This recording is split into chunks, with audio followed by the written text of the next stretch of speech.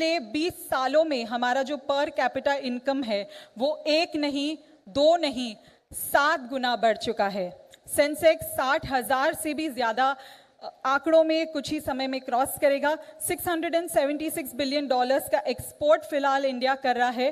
Direct और indirect tax दोनों ही मोर्चे पर रिकॉर्ड टैक्स कलेक्शन आ रहा है। आई थिंक ये जो स्टेटिस्टिक, ये जो हमारे देश के कुछ फैक्ट्स आप सभी के साथ जो मैं शेयर कर रही हूँ, मैं चाहती हूँ हम सब मिलकर उन सभी लोगों के लिए जिन्होंने इस सफलता की तरफ उनका योगदान दिया है, उनके लिए हम प्लीज एक बार जोरदार तालियां देंगे। There are many parameters to our country's progress, and I'm sure all of you will agree that infrastructure is one such parameter. And I think it's a very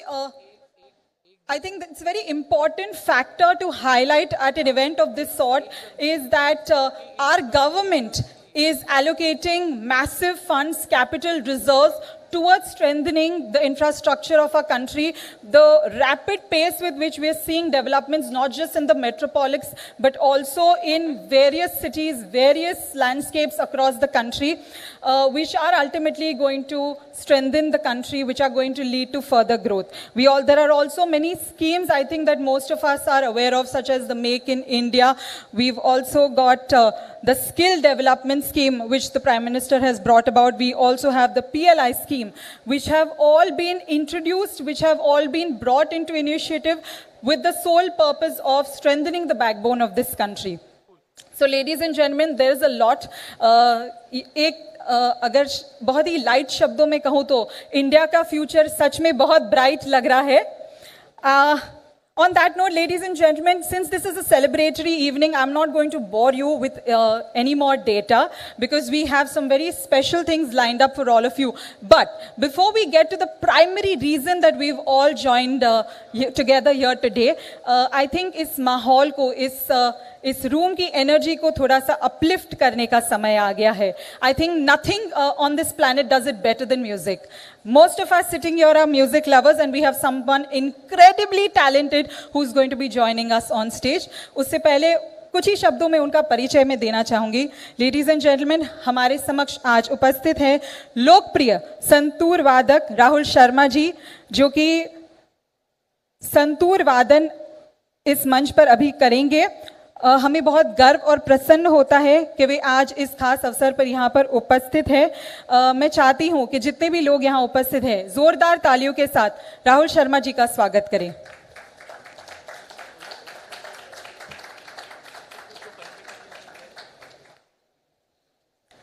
Joining sir for this performance, we also have Mr. Mukund Raj, requesting all of you to welcome him with a round of applause.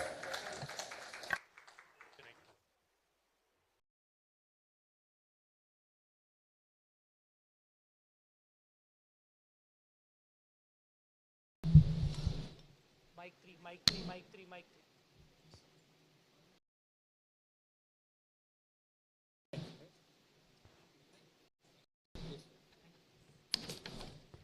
3. बंद कर दो.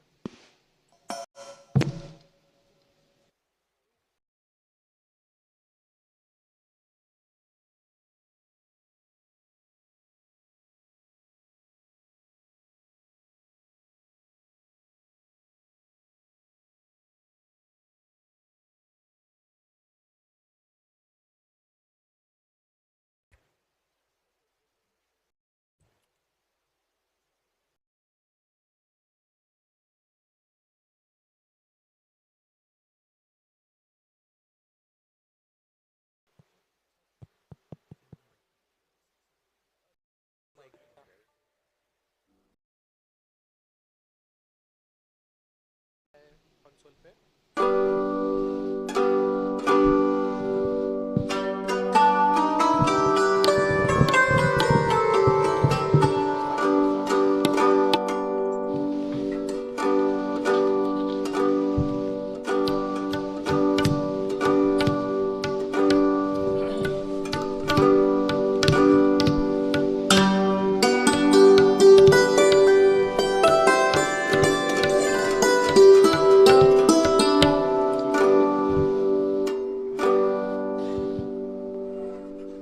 Namaskar, everybody, and good evening. It's a pleasure to be here today. थोड़ा सा मैं आप लोगों को बता दूं साज के बारे में. ये साज का नाम है संतूर और तबला तो आप जानते हैं. संतूर कश्मीर को बिलोंग करता है और 100 तारों का साज है. This is a 100-stringed instrument, making it one of the most unique instruments that we have. Because the time is very limited today, so very quickly we'll do a short performance. And because the sound of the santoor is very reminiscent of valleys of Kashmir, Jammu and Kashmir folk, so I'd like to play something which belongs to that region, but it will be presented in a contemporary manner. थोड़ा सा modern उसको करेंगे और फिर जो end में जो classical का एक aspect होता है जो फास्ट से सुपर फास्ट स्पीड में भी होता है वो भी होगा. तो पेश करते हैं इसे राग पहाड़ी कहते हैं पर in a contemporary manner. Thank you very much.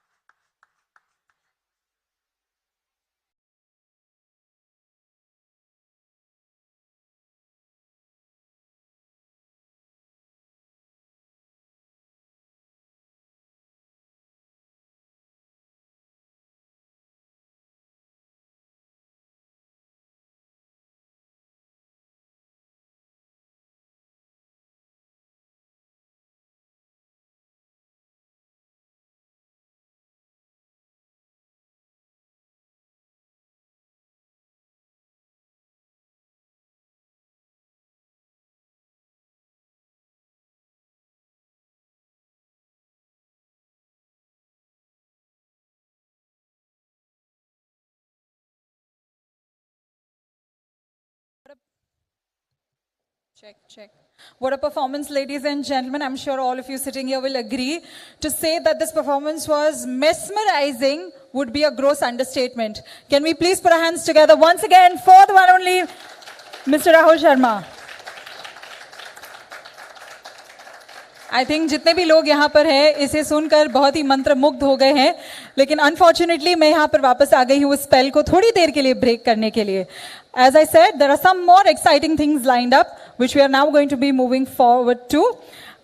Ladies and gentlemen, as the tradition goes, हमारे देश की एक प्रथा है, हर शुभ काम की शुरुआत भगवान को याद करते हुए, उनकी स्तुति, उनकी वंदना करते हुए हम करते हैं, और उसी प्रथा को आगे बढ़ाते हुए फिर एक बार एक बहुत ही मंगलमय तरीके से एक हम हमारे इस आज के अवसर को शुभारंभ देंगे. ज्योत प्रज्वलन, दीप प्रज्वलन के साथ हम आज का जो प्रोग्राम है उसे औपचारिक रूप में शुरू करने वाले हैं.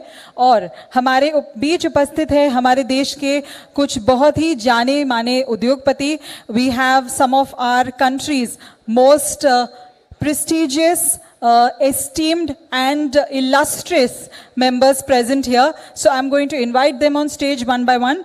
Before I do that, मैं सबसे पहले तो हमारे अभ्युदय वात्सल्यम के संस्थापक स्पादक श्री कृपा शंकर तिवारी जी से रिक्वेस्ट करूंगी कि हमारे जो मुख्य अतिथि हैं उन्हें मंच पर ले आए.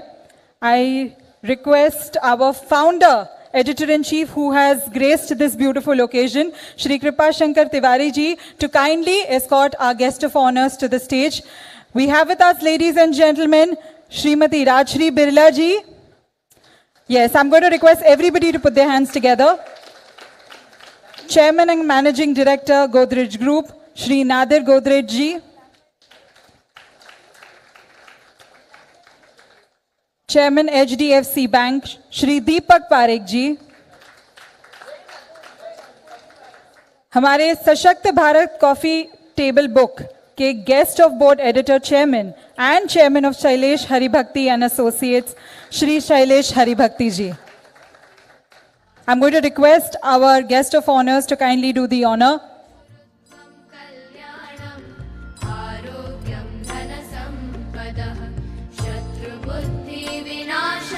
The quintessential lamp lighting ceremony is symbolic of the light of knowledge dispelling the darkness of ignorance.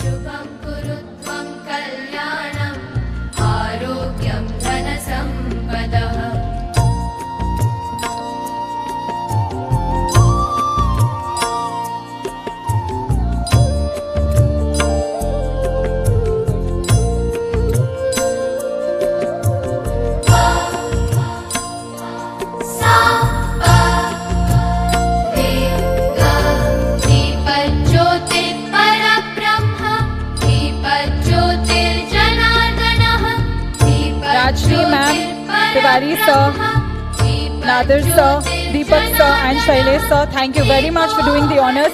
Yes, I am going to request you all to kindly take your seats for a few minutes. Alright, now that we've got the Lord's blessings, it's time for us to move forward. As we take the proceedings forward, ladies and gentlemen, I now welcome on stage our editor-in-chief, our current editor-in-chief, Shri Alok Tiwari ji. Requesting Shri Alok Tiwari ji to please come forward. Sir से request है हमारे guest of honours का स्वागत करें.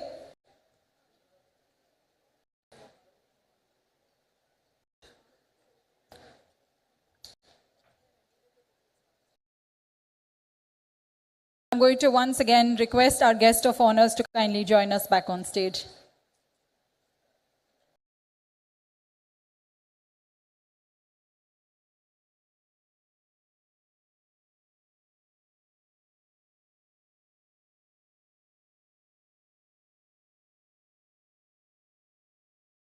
हमारे editor in chief Shri Alok Ranjan Tiwari ji और श्री शैलेश हरिभक्ति जी से विनती है हमारे तीन मुख्य अतिथियों को मंच पर ले आए.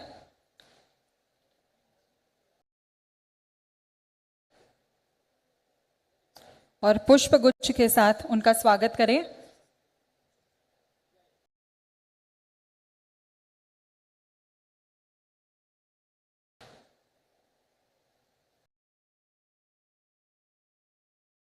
Sir, I'm going to request you to remain on stage and kindly present a token of our appreciation, a welcome bouquet to our esteemed guests. Srimati Rajshri Birla ji.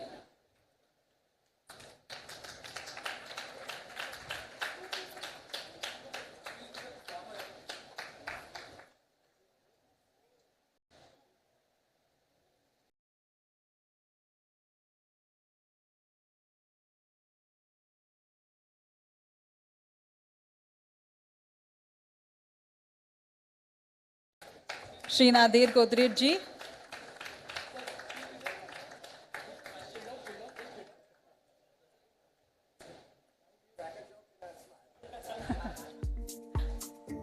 Shri Deepak Parekh ji.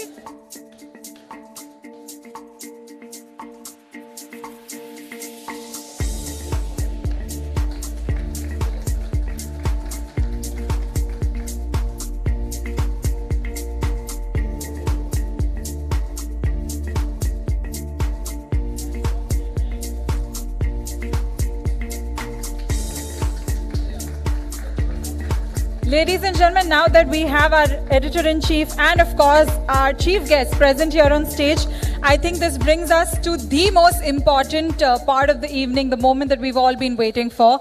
It is the reason that we've all gathered. तो हमारे सशक्त भारत को dedicated जो coffee table book हमने तैयार किया हुआ है उसे आप सभी के सामने लाने का समय आ चुका है और हम चाहेंगे कि हमारे जो मुख्य अतिथि हैं जो अपना कीमती समय निकाल यहाँ पर आज उपस्थित है हम उन्हीं के द्वारा इस टेबल बुक को हम लॉन्च करें. Alok sir, I am going to request you to please join us back. Book launch के लिए आपसे रिक्वेस्ट है, प्लीज हमें मंच पर फिर एक बार ज्वाइन करें.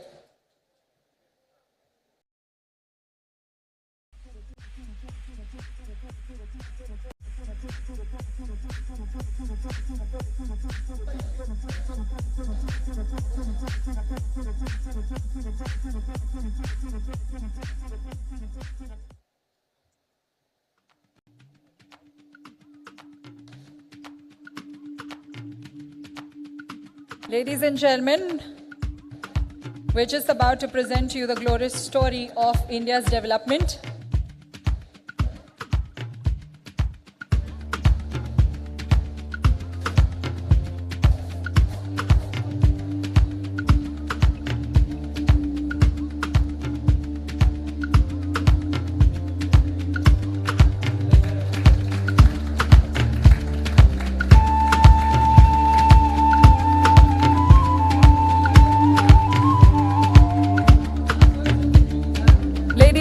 I'm going to request all of you to put your hands together once again. Celebrating 75 years of Indian independence, Azadi ka Amrit Mahotsav मनाते हुए हम पेश करते हैं सशक्त Bharat.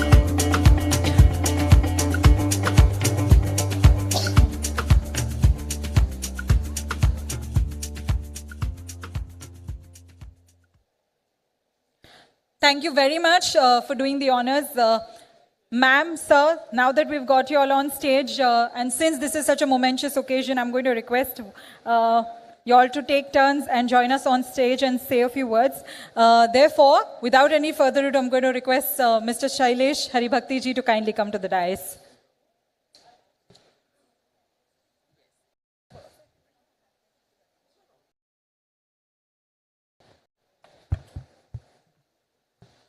Respected Srimati Rajshri Birla ji,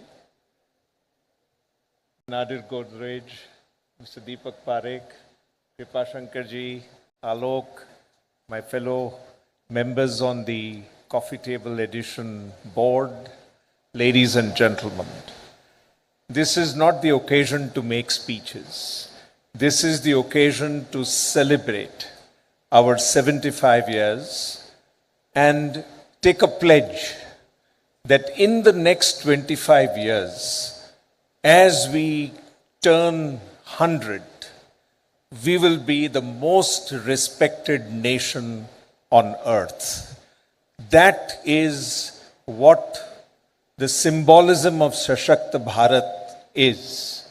What we have done in 75 years has created this fantastic base which will take us to that glorious future where we will be one of the most sustainable nations on earth, economically one of the most powerful nations, and in terms of love, respect, and soft power, the most respected nation on earth. That is the pledge that we would request this august audience to take along with all of us as we release this wonderful tome, which will share a few stories which symbolize how we can get there. Thank you very much.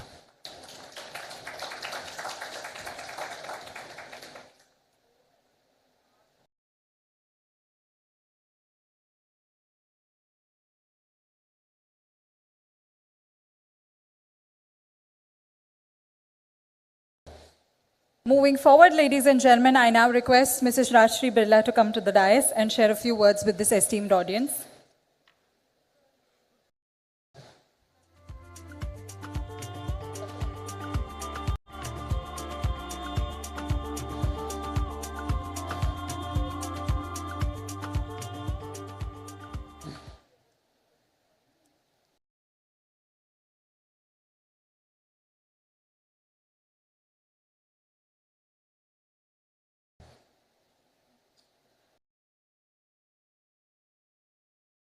Ladies and gentlemen, I feel deeply honored to be here on this memorable occasion of the flagging of this marvelous coffee table book, Sashakt Bharat, under the aegis of the Abhyudaya Vatsalya.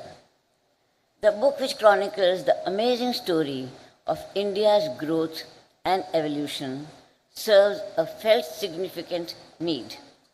Heartiest congratulations to Sri Shailesh Hari Bhakti, Sri Kripa Shankar Tiwari, Sri Alok Ranjan Tiwari, Sri Navneet Munot, Vidyaji Shah, Purviji Seth for conceptualizing and bringing forth this notable volume. I believe that giants, leaders, and men and women of eminence are all there at a point in time as transients. Not so a nation. Its history, its years of glory, its road bumps, its challenges must be chronicled and captured for prosperity. For us, 70 years of independence is an epochal event. Generations present and future must be enlightened on the prismatic refractions of our nation and leaders who paved the historic path. Gandhiji, Pandit Nehru, Shri Narasimha Rao, Shri Atal Bihari Vajpayee, Dr. Manmohan Singh, to cite a few. A leader like our Honorable PM, Shri Narendra Modi ji, has now infused India with renewed energy and ambition. Sashakt Bharat is a great and fitting tribute to our Prime Minister's far-sighted vision, Azadi Ka Amrit Mahotsav, a veritable encyclopedia. It is both educative and awe-inspiring. When Sri Shailesh Hari Bhakti met with us recently, he extolled the immense contribution made by three visionary, iconic leaders across 4 generations in the development of our nation. He was alluding to my grandfather-in-law, Pujya Shri Ghanshyam Das Ji Birla, my husband, Aditi Ji, and over a quarter of a century, my son, Kumar Mangalam. Shailesh Ji and Shri Alok Ranjan Tiwari felt strongly that I should at least give a helicopter view of their pride in the nation. For it was this pride, the passion, and the love for India which goaded them to partner the nation on its path to progress and become a force for good. It is with immense sense of humility that I recount a bit of our family's history. It all began way back in the 1940s with my grandfather-in-law, Pujya Ghanshyam Das Ji Birla. He truly embodied the philosophy of simple living and high thinking. This philosophy also shaped his thinking on business and the role business plays in society. He was a close confidant of Mahatma Gandhiji. Gandhiji's nationalist fervor and the trusteeship concept deeply influenced him. He never looked upon himself as the owner of a business empire, but instead as a custodian of society's wealth. And this explains why the philosophy of giving and caring have been deeply rooted in the DNA of our group. While doing so, Dadoji followed the principle of Guptan, which our family respects even today. In many ways, Dadoji was an architect of independent India.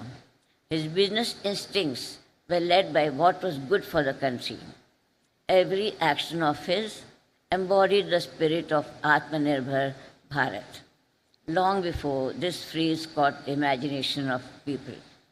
He was one of the key stalwarts to give shape to independent India's industrial ambitions. Following his footsteps, Aditya took it a step further. Shackled by the license Raj, he went beyond the country's frontiers, planting the Indian flag high on the business map of Southeast Asia. He established India's first truly multinational corporation. At home, he aggressively promoted vocational training centers, thus spawning skills training long before it was a voice on the CSR front. Kumar Mangalam took Indian business to the next level. He built Brand India, taking India to the world, setting up plants, acquiring plants in Europe, the USA, Latin America, the Africas, the Middle East, and other far-flung countries. The Indian flag flows high in 36 countries. This was a turning point in our history, earning, as it did, a newfound respect for India and Indian products. Thanks to the endeavors of business groups like Tata's, Birla's, and many others, India is a force to reckon with on the global scene. A lot of good is on the horizon. India is a sweet spot. We stand on the cusp of the country's leap economically and socially. India is forecast to be the largest economy with an estimated growth at 7 to 8%. The specter of poverty is no longer looming so large. A World Bank policy paper estimates that now only 10% of our people live in extreme poverty.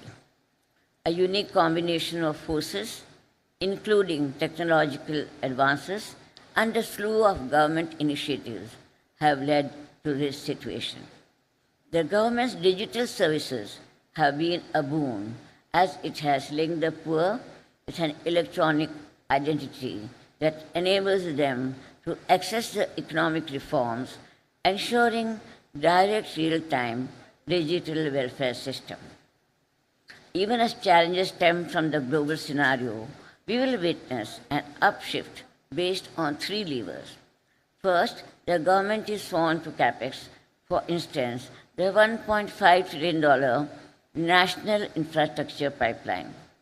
Second, the requisite modification of the balance sheets of banks and corporates, setting the stage for a strong recovery in the capex cycle. Thirdly, the productive churn resultant from digitization, not to miss our demographic dividend. Together in motion, these will lead to India becoming an economic superpower like no other in the world, rooted in values and global vision. As a proud Indian, I'm heartened by our country's progress. We are the world's largest democracy. India stands out for its plurality. Home to 1/6 of the world's population, India is a unique mix. A significant thread that binds us all together is not only our diversity, but a sense of shared culture. At the time of his birth, India was the boldest experiment. Its boldness was expressed in ushering an adult franchise democracy. The right to vote was caste, creed, race, and class agnostic. No other nation ever embarked on such a path. India's 75th Independence Day is thus rather unique as we continue to be largely united and undivided. We continue to be reckoned as a vibrant, dynamic nation on the move. 25 years hence, I envisage India to be the top of the world. Thank you.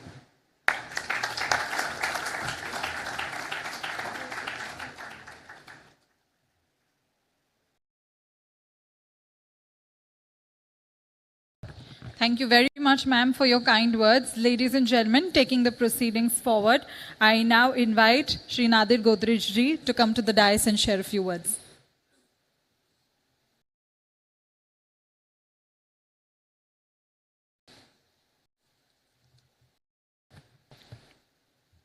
Thank you very much. I'm delighted to be part of this coffee table book. Alok Ranjan Tiwari asked me some questions, and based on that, I prepared this. The good news. There are problems in the world. Each year, more are unfurled. Climate change has been there. The pandemic brought its share. Inequality is very dire and may be getting even higher. And since the Russia-Ukraine war, the world has had to then endure an unexpected commodity boom. All these dangers constantly loom. Some countries succumbed to all this flak, but we are on a better track. And as commodity prices decline, our inflation numbers should be fine. We already know we will survive. And now there's hope that we will thrive. Our economy is growing fast, and there are signs that this will last. It looks like we will thrive now that India is at 75.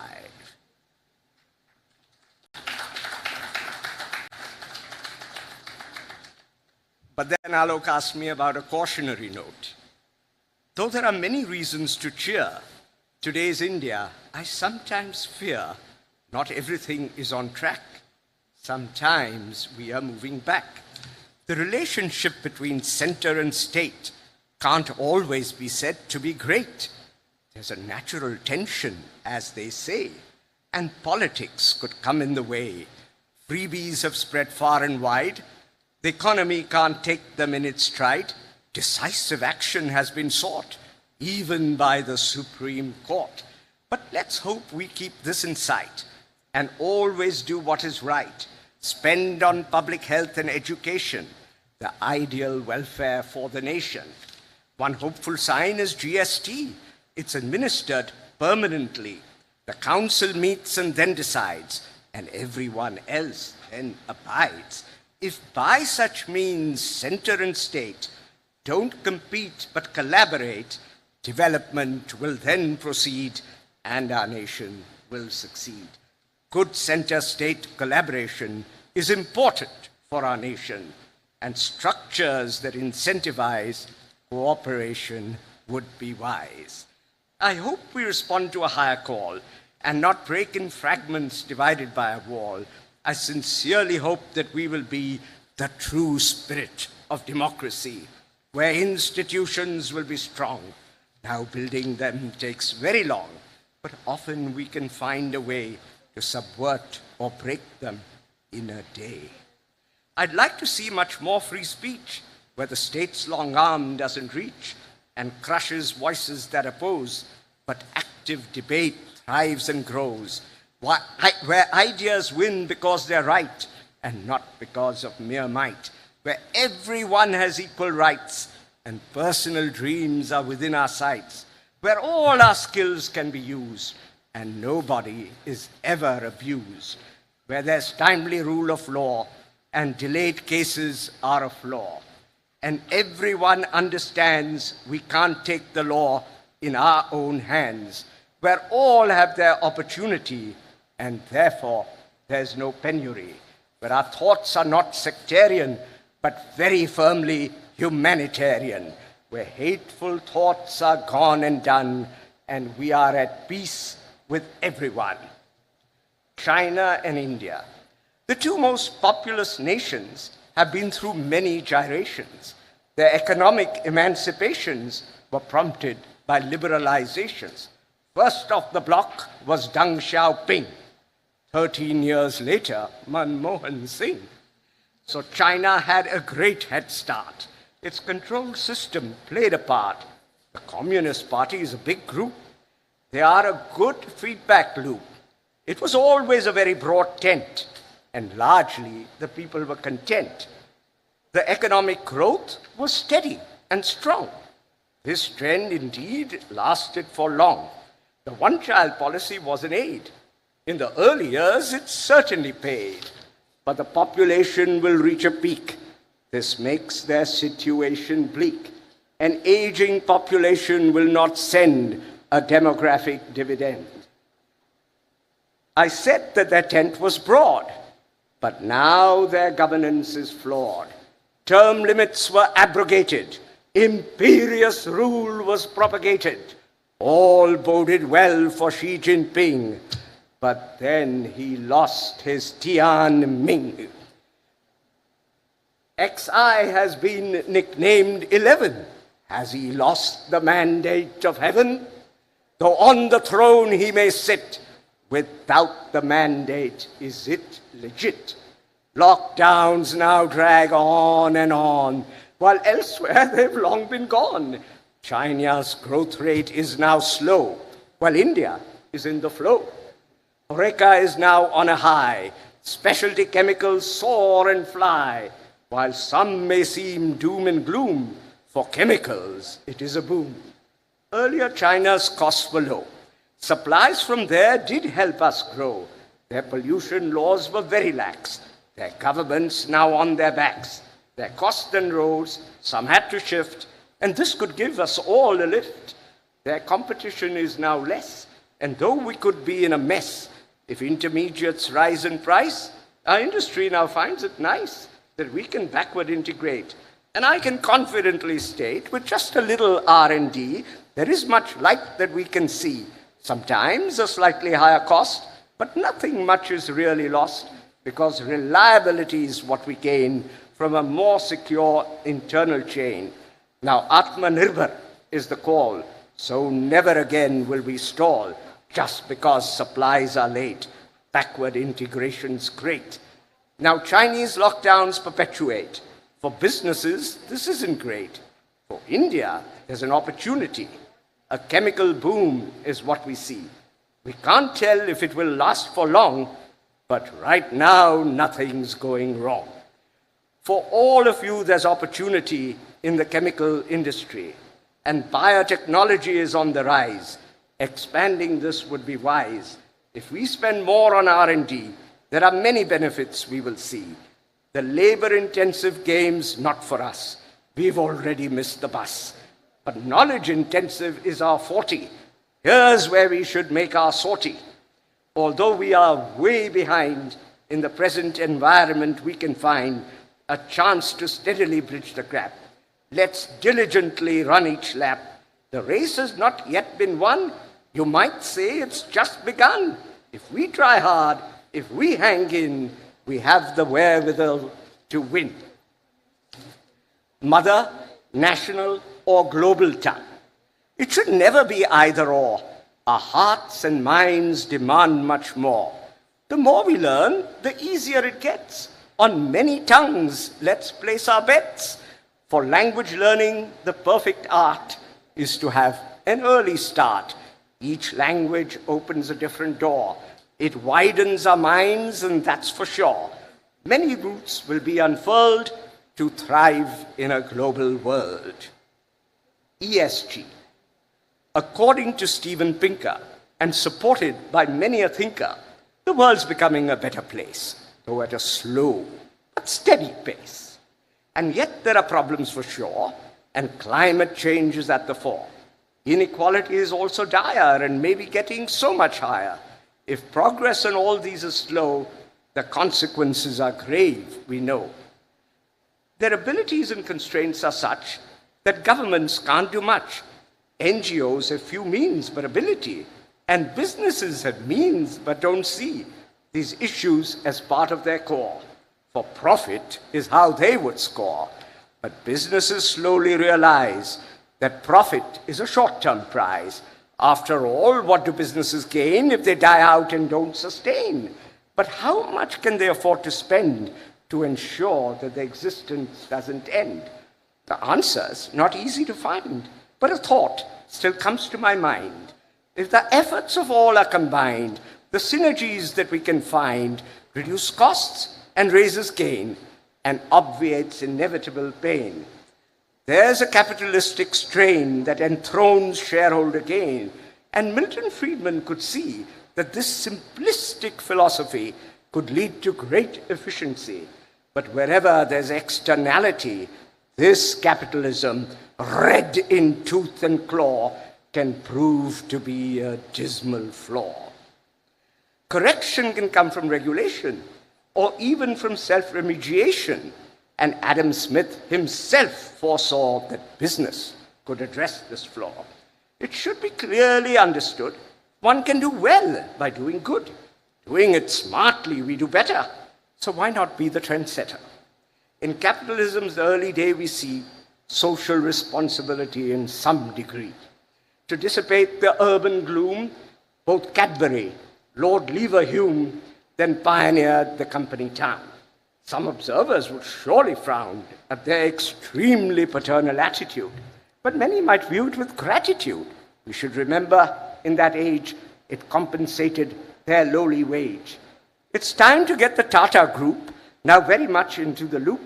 Because it seemed morally right, the Tata Group then set its sight at such a very lofty height for what trade unions had to fight in Europe for several years was gifted by these worthy seers from the goodness of their heart. Undoubtedly, this played a part in holding their great reputation and then contributing to the nation. And doing good is very sound. What goes around does come around. Doing good isn't just a cost. The gain outweighs all that's lost. My grandfather probably saw these examples and found no flaw. He bought far away marshy land. His critics just couldn't understand. They concluded he had gone quite mad. But today, we are glad, not sad. A township then slowly arose, and this is where our business grows. We provided every needed tool, housing, hospital, and school. My uncle, known as Sorabji, way back could clearly see the environment was under stress. Neglect, he knew, would be a mess. Our creekside land was reserved, the mangroves there well preserved, and from my office I gaze out there, a Mumbai view that's very rare, with greenery all the way until you sight New Bombay. And now and then, with friends I float on a gently moving boat with pink flamingos in full flight. To my mind, a splendid sight. In saving tigers, he played a role. The environment was a major goal. The Tata Trusts, as we all know, get a very constant flow of dividends from shares they own. It may not be quite as well known. Our trusts also have a share, the proportion smaller, but it's there. And here I think we all ought to pay careful heed to Michael Porter. With shared values, there's no cost. For doing good, as nothing's lost. All it takes is a thinking brain to remove a societal pain and combine it with a business gain to create a sustainable chain of endless mutual benefit. This concept is a tremendous hit. We thought that we should also try and see if we could apply this philosophy to our group. Our employees also joined the loop. In the year 2010, studies were commissioned, and then, with the help of DASRA and FSG, our new program, one could see, we aptly named it Good and Green, and what a journey it has been. And how do we define our role? What could be a proper goal? Now the UN has a lengthy list, so in recounting some would be missed. So I will focus on just 3 that I think would be the key for all the others to fall in place and enable us to win the race. good health through perfect sanitation, environment, and education. All of these can be seen in our program, Good and Green. It is no longer climate change within a tolerable range. A crisis is what it's about, with fires, floods, as well as drought. Every week a constant blast, far worse than seen in the past. If we must, we will adapt. Prevention, though, would be more apt. There is a cost to adaptation. It's rising fast in every nation, as well as for the world at large. This will be a heavy charge. In fact, we should all conclude prevention would be far more shrewd. It actually would cost much less and avoid a lot of stress. All industry could play a role in the carbon neutral goal. GHG emissions should be reduced. More green energy should be produced. And so without partiality, our goal for all is neutrality.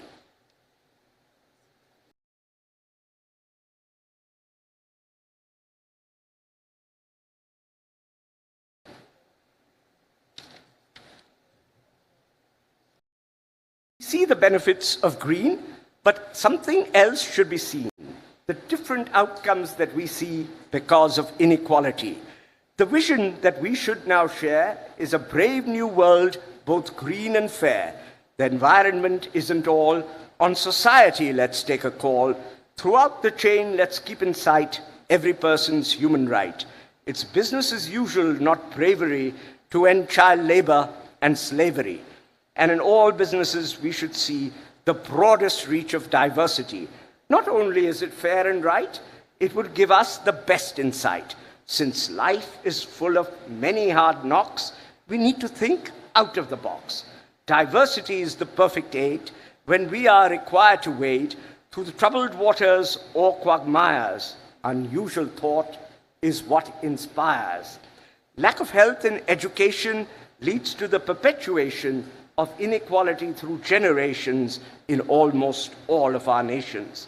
Without good health, you never learn. If you don't learn, you cannot earn. For health as well as climate change, it certainly isn't strange that prevention's better than a cure. On public health we should spend. It is much cheaper in the end. With little cost and greatest ease, we could reduce lifestyle disease. At any rate, I'm quite sure we would spend less than for a cure. In order to achieve this goal, businesses could play a role through business models and CSR. Together, we can go quite far. And similarly, through education, we can serve ourselves and the nation. We often think that charity can address disparity, but tackling health and education are better means for alleviation. Through action and advocacy, we can help all humanity to create a world that's just and fair, and everyone is free to share nature's bounty and be fulfilled, and then I'm sure we'd all be thrilled.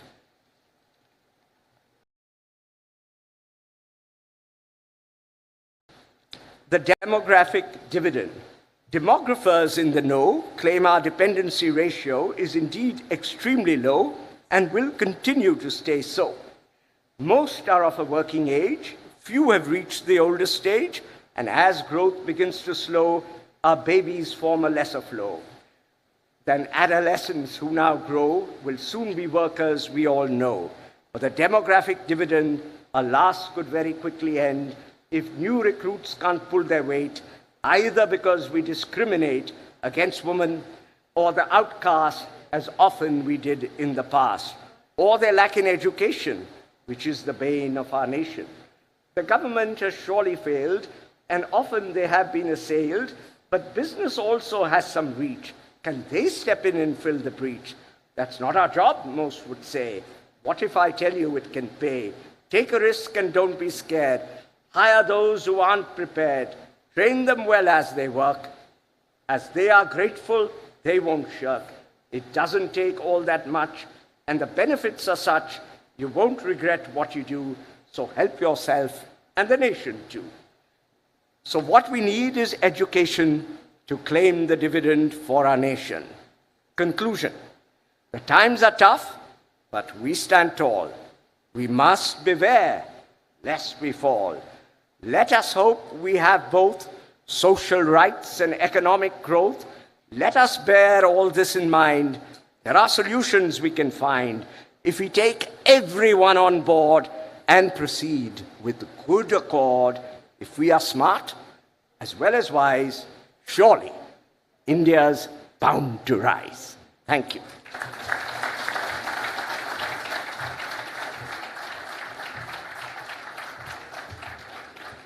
That poem was utterly delightful.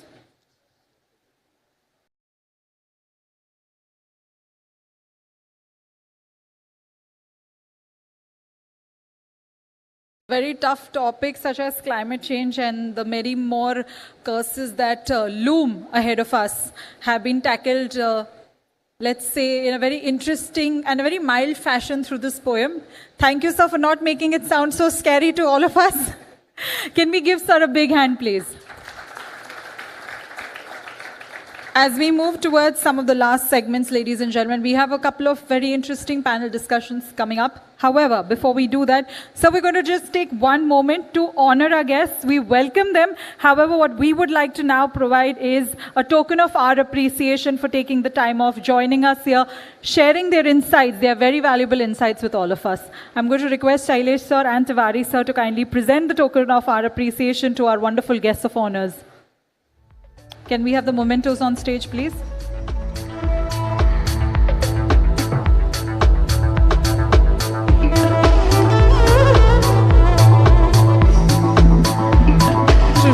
Srimati Rajshri Billa ma'am.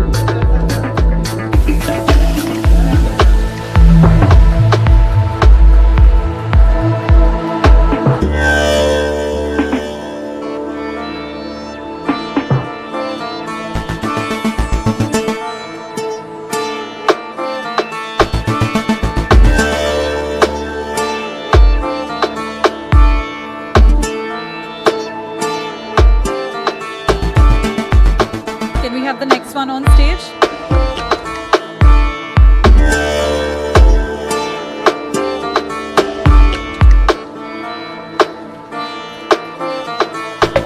Shri Nadir Godrej ji.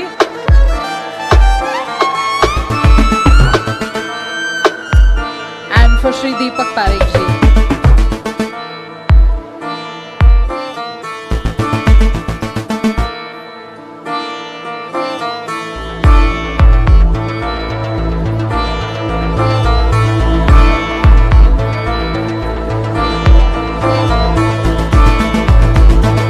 Ladies and gentlemen, with us here on stage are three stalwarts who have made an incredible impact in their respective streams, be it philanthropy, be it banking, be it industry.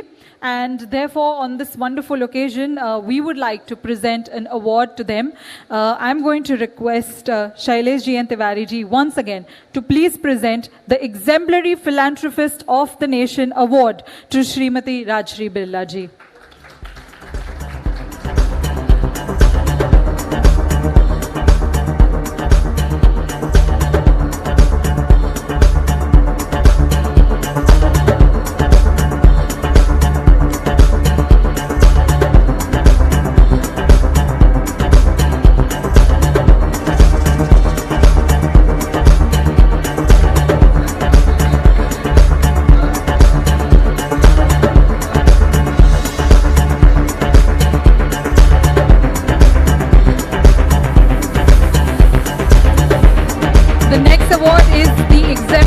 Industrialist of the Nation Award.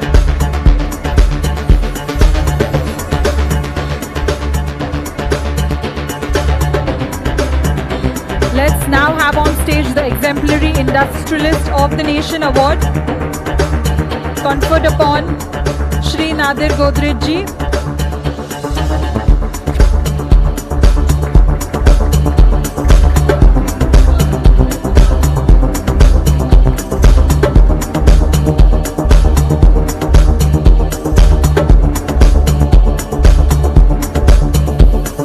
Ladies and gentlemen, a Lifetime Achievement Award for Shri Deepak Parekh ji.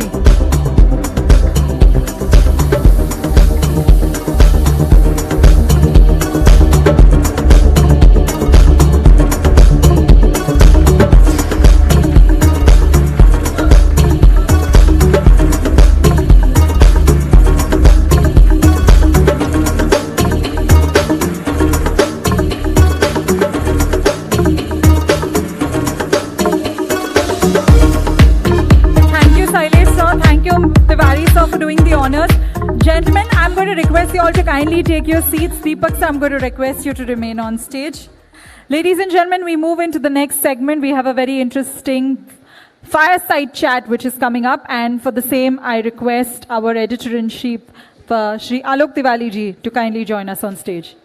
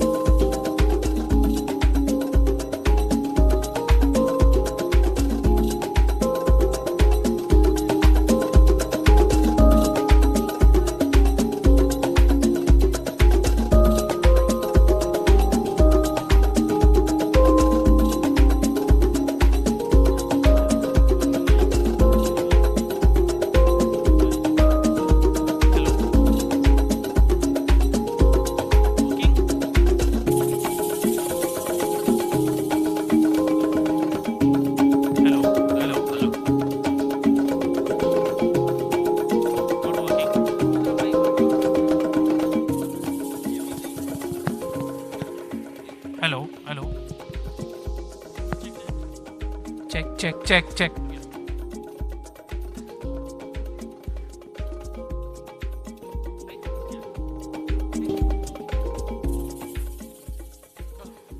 सो दोस्तों, जिनके साथ मैं आज fire side chat करने जा रहा हूं, मुझे लगता है कि इनका परिचय देने की किसी को ज़रूरत नहीं है। फिर भी दीपक पारेख साहब का जो परिचय है अपने आप में, एचडीएफसी ग्रुप का चेयरमैन होने का जो एक अपने आप में बहुत विशाल व्यक्तित्व है, जो आपका अपने आप में पर्सोना है, वो बहुत बड़ा है। ग्लोबल हॉरिजॉन पे लोग आपको जानते हैं, और ये मेरा सौभाग्य है कि दीपक पारेख साहब का फायर साइड चैट करने का मुझे मौका मिला है। और आपके पास वक्त की बेहद कमी है, और हमने भी आपसे बहुत ज़्यादा समय ले लिया है, इससे बहुत ज़्यादा इंट्रोडक्शन में ना जाते हुए सीधे आपसे मैं सवाल करूँगा। पहला तो पारेख साहब, जो मेरे जहन में एक सवाल आता है कि इंडस्ट्री में कोई बहुत बेबाकी से बोलता है तो दीपक पारेख बोलते हैं, तो कभी आपको चिंता नहीं होती? You have to speak what you feel, and I've always followed that, and you must be fearless. And चिंता तो होती है, but सच बोलने का इरादा होता है। तभी some people don't like it when you give a criticism, but that is normal in industry. In fact, even in the earlier government, we used to have 5 or 6 of us used to have a letter in the newspaper, letter to the Prime Minister Manmohan Singh, and we used to write in that what is needed to be done in the country, what improvements are needed, and so you have to speak the truth. चिंता तो होती है, but if your conscience is clear and you have nothing to hide, then there is no issue of fearing about it. दूसरा जो सवाल है कि आप 77 की एज में हैं।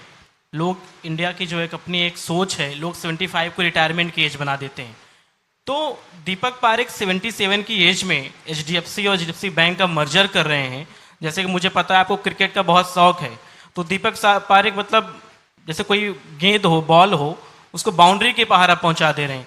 तो इसका सीक्रेट क्या है? आप इतने एनर्जेटिक रहते हैं। जैसे एक आपके कलीग हैं नवनीत मनोट जी, एचडीएफसी म्यूचुअल फंड के एमडी सीईओ हैं, उनका एक सवाल है कि वो कहते भी हैं कि मेरे जो बॉस हैं पूरे ग्रुप में सबसे ज़्यादा एनर्जेटिक और यंग हैं।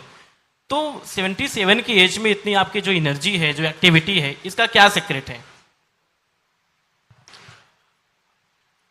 अभी जो what we announced now, a merger between HDFC and Limited and the bank, I am jobless now. So now I can watch all cricket games all over the world. And that is what I'm going to do. Energy to aati hai. You feel tired, but you have to continue. The next day you have to start working again, and the next day you have to start working again, and hope better days are ahead. And we have seen, in fact, I would love to see your book, the book you have released about our achievements over the last 75 years and what we expect. The better 25 years are yet to come. I feel that the next 20 will be even much, much better than what we have seen in the past.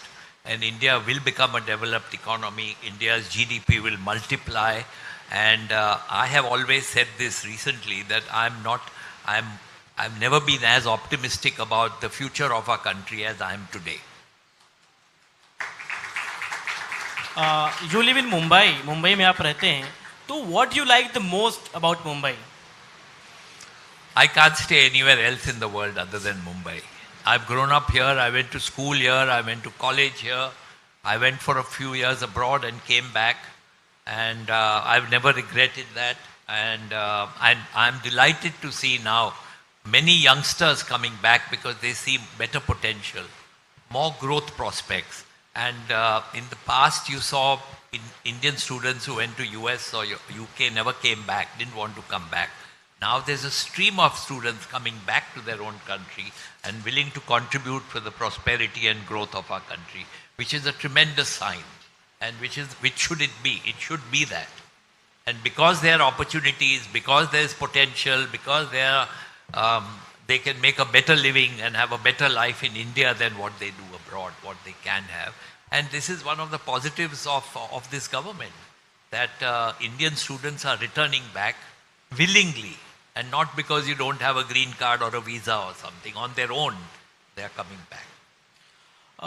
Sir, जैसे हम सोचते हैं कि किसी दीपक पारेख को अगर एक पूरा दिन फ्री मिल जाए, तो दीपक पारेख क्या करेंगे? रानी क्रिकेट मैच देखूंगा, ब्रिज खेलूंगा और सुडोकू करूंगा. अगर आप सुडोकू करने की जरूरत है, because you have to keep your mind active. And every night before I sleep, I do the most difficult sudokus, because you have to keep your mind alert, and it keeps your mind alert. अगर दीपक पारेख इतने बड़े financial leader ना होते, तो आप क्या होते? हम आपका जैसा मैगजीन तो नहीं चला सकते. हमारे पास इतनी ताकत नहीं है, इतना नॉलेज नहीं है, नेटवर्किंग इतना नहीं है. तो मुझे साइंस में तो कुछ समझ में नहीं आता था. इंजीनियर बनने का सवाल नहीं था. मेडिसिन का भी सोचा नहीं था. फैमिली में कोई मेडिसिन नहीं किया है. So the only subject left was commerce. And commerce के बाद सब सीए करते हैं, तो हमने भी सीए कर लिया.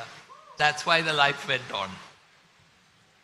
आपके एक फ्रेंड है हरीश मेहता, जो नैसकॉम के फाउंडर. आज उनका एक सवाल मेरे पास, उन्होंने व्हाट्सएप कॉल किया और उन्होंने बोला कि दीपक भाई से एक क्वेश्चन जरूर करना कि इंडिया ने जो 75 ईयर्स की जर्नी अपनी अब तक तय की है, तो बहुत चैलेंजेस थे, बहुत प्रॉब्लम्स थी, हम यहाँ पर आ गए. लेकिन उन्होंने कहा कि दीपक पारेख क्या सोचते हैं इंडिया की जो अगली 25 ईयर्स की जर्नी होगी, इंडिया एट 100 की जब हम बात करते हैं. जैसा आपने भी एक इंटरव्यू में कहा कि इतनी स्ट्रॉन्ग पोजिशनिंग इंडिया की आपने नहीं देखी.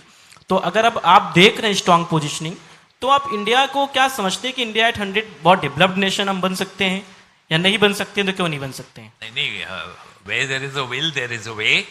And today there is a will with the government, with the entrepreneurs, with the industries, and with the youth of our country. The youth of our country is our biggest strength. And you know what previous speakers Nadir talked about, the demographic dividend. We have yet to see our demographic dividend, and you will see it in the next 25 years. And honestly, you take any sector. We live here, so we criticize the government or the pace of growth. But people who come to India after 2-3 years, they really see what changes are there. And look at the infrastructure in our own city. Give 2 to 3 years, you will have a brand new coastal road in operation. You will have the Mumbai Navasheva road, which will cut across. You can go to Pune in half the time. You have the metro, which will be ready. In 3 years' time, these 3 mega projects will be on stream. Mumbai will be a different city. Even today, if you see, at BKC, there is a new bridge MMRDA is built to Wadala. Now, Wadala to BKC, where is the heart of the commercial population, is working 8 minutes. 8 minutes by two-wheeler or a car. Earlier, it used to take 45 minutes. Just one bridge has made that difference. So the amount of effort the state governments have made, present, previous, all of them contributed, will change the way Mumbaikars live. And, we have to set example for the other states also, and we are setting that example. So I'm very optimistic that our city will become more livable. It will be easier to commute, travel, and even you see BEST buses are now electric vehicles.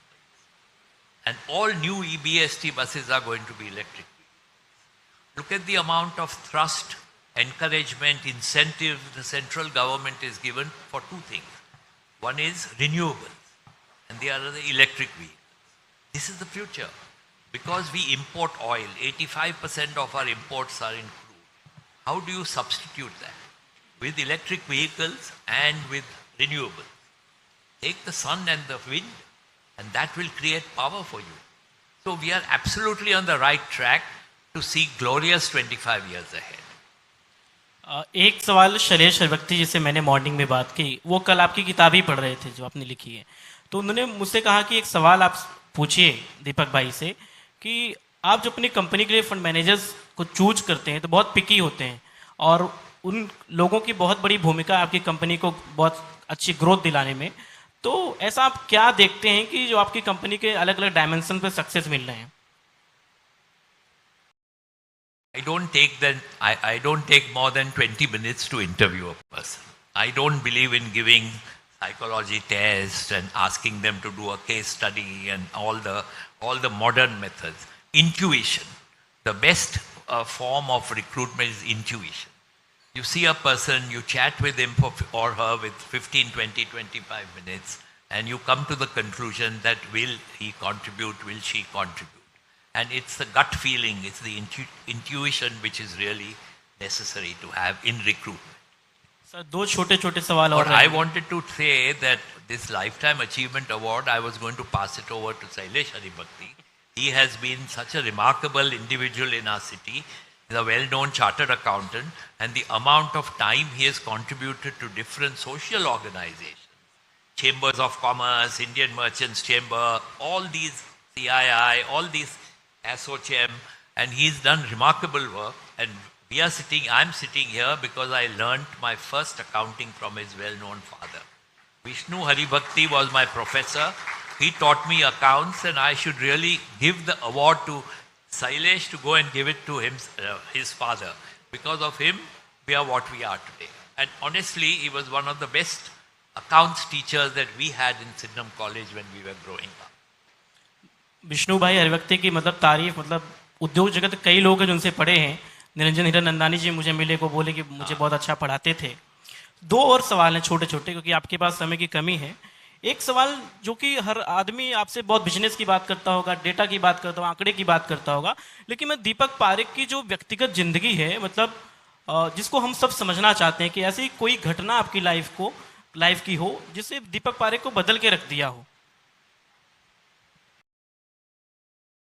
I don't think so that there's any event in my life which has changed me. I don't. Positively? No, I don't see that. Maybe joining HDFC, Pradeep was there, and Pradeep Shah was the first person in HDFC, and I was working for a foreign bank, and Mr. H.T. Parekh said, don't keep going abroad and working, and live here and work. So that was a changing of pattern of my life. Otherwise, one wouldn't know where one would.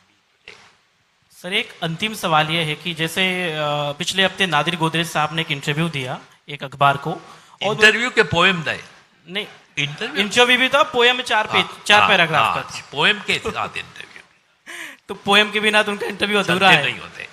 वो तो AGM भी वो poem से बदलते हैं, annual general meeting. तो नादिर भाई, जैसा आप जानते हैं, हम सब जानते हैं, बहुत ओपनली बोलते हैं। तो मैं आज क्वेश्चंस आपके लिए फ्रेम कर रहा था, तो मैंने सोचा कि नादिर भाई और दीपक भाई तो इस मामले में एक इक्विवेलेंट हैं और आप भी बहुत बेबाकी से बोलते हैं। एक ऐसा सवाल मैं आपसे पूछना चाहता हूं कि इंडिया के जो करंट प्राइम मिनिस्टर हैं नरेंद्र मोदी जी को आप किस तरह देखते हैं जब भारत 75 सालों के दहलीज पर खड़ा है? No, Honorable Prime Minister has done a remarkable job. His only interest in life is to see India grow. His only interest to see India progress. And he spends all his time seeing that that happens. He has built an excellent relationship internationally with many countries. And I think we need him for 1-2 more terms because he'll be able to change the face of our country. Sir, किसी भी democratic setup के लिए opposition और government दो बहुत महत्वपूर्ण institutions होते हैं। तो मैं आपसे पूछना चाहता हूं कि असली फायर साइड चैट का यही सबसे बड़ा क्वेश्चन है कि राहुल गांधी और नरेंद्र मोदी में किसको ज़्यादा पसंद करते हैं आप?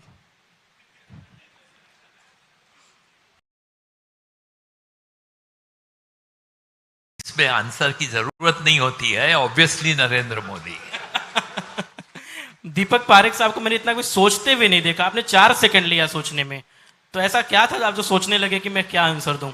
नहीं, सोचने की सवाल ही नहीं है ये, इट वाज ऑब्वियस। आपको लगता है अपोजिशन को और मजबूत होने की जरूरत है ताकि डेमोक्रेटिक सेटअप मेंटेन रहे? हाँ, democracy needs opposition, but today we have no strong opposition, but opposition will come and democracy to survive needs an opposition. तो बहुत बहुत धन्यवाद दीपक पारेख साहब, you. आपने इतना महत्वपूर्ण समय दिया। ओ हमारा अवार्ड शैलेश को दे देना प्लीज। ये तो अब शैलेश भाई डिसाइड करेंगे। बहुत बहुत धन्यवाद sir, thank you.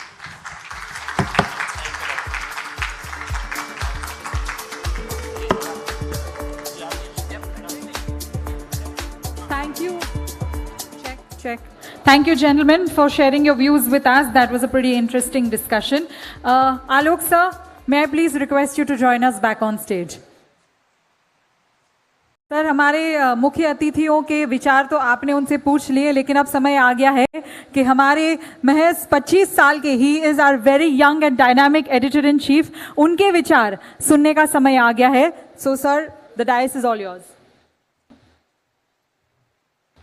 Thank you मुझे यहाँ पर बुलाने के लिए, चूँकि हमारे जो गेस्ट हैं इतने हाई प्रोफाइल है कि मुझे बार बार डर लग रहा है कि नाराज ना हो जाएं, क्योंकि सबके पास समय की बहुत कमी होती है। और आज के इस कार्यक्रम की चीफ गेस्ट श्रीमती राजश्री बिरला जी, हमारे इस कार्यक्रम के स्पेशल गेस्ट दीपक भाई पारेख जी, नादिर गोदरेज जी, और आप सब यहाँ जो आए मेरे दोस्त हैं, मेरे फ्रेंड्स हैं और इंडस्ट्री के बड़े स्टॉलवर्ड्स, आप सबको बहुत हार्दिक स्वागत करता हूँ मैं और बहुत धन्यवाद करता हूँ आप यहाँ पर आए हैं। और जब मैं बोलने के लिए यहाँ आया हूँ तो मैंने बहुत पहले लिखा था कि मैं क्या बोलूँगा, और मेरे चेयरमैन जो है शैलेश जी ने मुझे बहुत डिसिप्लिन तरीके से बोला था कि 2 ही मिनट का बोलना है। तो लेकिन मैं आपसे सॉरी बोलते हुए, क्षमा मांगते हुए मैं कहना चाहता हूँ कि मेरे साथ मंच पर भी जो बैठे थे और मेरे सामने भी जो बैठे हैं, इनमें से ये लोग इतने काबिल हैं कि मैं अपने आप को बहुत छोटा समझता हूँ। फिर भी अपनी बात को बहुत ही संक्षिप्त में ख़त्म करते हुए मैं यही कहना चाहूँगा कि भारत ने 75 सालों की अपनी जर्नी को बहुत ही शानदार तरीके से आगे बढ़ाया। बहुत चैलेंजेस हमारे सामने रहे, बहुत चुनौतियाँ रहीं, उन सबको फेस करते हुए भारत ने 75 साल पूरे किए। ये देश मुझसे सिर्फ 50 साल बड़ा है, मैं 25 साल का हूँ, और मैं जब 50 साल का हो जाऊंगा, शायद जब इंडिया 100 ईयर्स का हो जाएगा, तो मैं इंडिया को एक डेवलप्ड नेशन के तौर पे देखना चाहता हूं। और मैं ये देखना चाहता हूं कि नंबर 1 और नंबर 2 के बीच का जो गैप रहे वो कम ना हो जाए, बल्कि हम नंबर 1 की पोजीशन पर आ जाएं। हमारी इकोनॉमी बहुत ही शानदार हो, जैसे कि नादिर भाई ने अपने पोएम में सब इस चीज़ का उल्लेख किया। तो इंडिया को लेकर के बहुत काम करना है। अमीरी गरीबी का फ़र्क बहुत कम हुआ है। पूर्वी जी जैसे उन्होंने अपने आर्टिकल में लिखा, उन्होंने हमें बताया भी कि पहले एम्प्लॉई और ऑनरशिप में बहुत लंबा गैप था, लेकिन अब मालिक और उनके यहाँ काम करने वालों के बीच का जो फाइनेंशियल गैप है वो काफ़ी कम हुआ है। इंडिया की टैलेंट काफ़ी बड़ी है। आईटी सेक्टर की बात करें तो आईटी में हर जगह आप एशिया हेड देख लीजिए, ग्लोबल हेड देख लीजिए, सब इंडियन ही आपको मिलेंगे। तो हमारे यहाँ टैलेंट की कोई कमी नहीं है और बस चाहिए कि हम एक सस्टेनेबिलिटी के साथ ग्रोथ करें। इंडिया से लोगों को बहुत उम्मीदें हैं। ESG पर अभी अभी काम करना शुरू हुआ है, पूरी दुनिया में एक ज़बरदस्त बहस छिड़ी हुई है। ESG पर लोग बहुत काम कर रहे हैं और इसी को देखते हुए मैंने शैलेश श्रीवक्ती जी से प्रेरणा लेते हुए, जो कि शैलेश जी अपनी पूरी लाइफ को 3 सेगमेंट में बांटकर काम कर रहे हैं। वो कहते हैं कि मैं जहाँ पर 3 चीज़ें मिलेंगी वहीं पे काम करूँ, एक टेक्नोलॉजी, एक इन्वायरमेंट और एक स्पिरिचुअलिटी। तो उनसे मैंने प्रेरणा लेते हुए सोचा है कि अपनी पूरी लाइफ को मैं सस्टेनेबल ग्रोथ, ESG और इन्वायरमेंट के लिए काम करना चाहूँगा। और इसी को देखते हुए हम नवंबर में अपनी एक नई मैगजीन कॉर्पोरेट कैपिटल लॉन्च कर रहे हैं, जिसका पहला इवेंट ही, जिसका पहला कॉन्फ्रेंस हम ESG पर करेंगे। और ESG इस देश की डेवलपमेंट के लिए बल्कि पूरी दुनिया के हित के लिए है। इन्वायरमेंट को हम सिर्फ ESG को यही तक समझ लेते हैं, जबकि सोशल और गवर्नेंस 2 महत्वपूर्ण फैक्टर हैं। तो अपनी बात को बहुत ही संक्षिप्त में खत्म करते हुए यही कहना चाहूँगा कि हमें एक सस्टेनेबल ग्रोथ चाहिए। सस्टेनेबिलिटी के लिए जो भी जरूरी हो वो हम सबको करना चाहिए, चाहे कॉर्पोरेट हो, ब्यूरोक्रेट हो, जर्नलिस्ट हो, मीडिया एंटरप्रेन्योर हो, कोई भी हो। सस्टेनेबिलिटी के लिए अपने जीवन का कुछ हिस्सा उसे जरूर देना चाहिए। और इसी के साथ मैं अपनी स्पीच को खत्म करता हूँ। आप सब आए हुए सारे अतिथियों को, सारे गेस्ट को, हमारे चीफ गेस्ट को, गेस्ट ऑफ ऑनर को, सबको बहुत थैंक यू कहता हूँ, बहुत आभार प्रकट करता हूँ। आप सब आए, बहुत बहुत धन्यवाद। Thank you Alok ji. Moving forward, ladies and gentleman, हमारे फाउंडर एडिटर इन चीफ को मैं स्टेज पर आमंत्रित करना चाहूंगी। Please join me in welcoming on stage mister Kripa Shankar Tiwari ji. Sir, आपसे निवेदन है इस सभा से चंद शब्द कहें।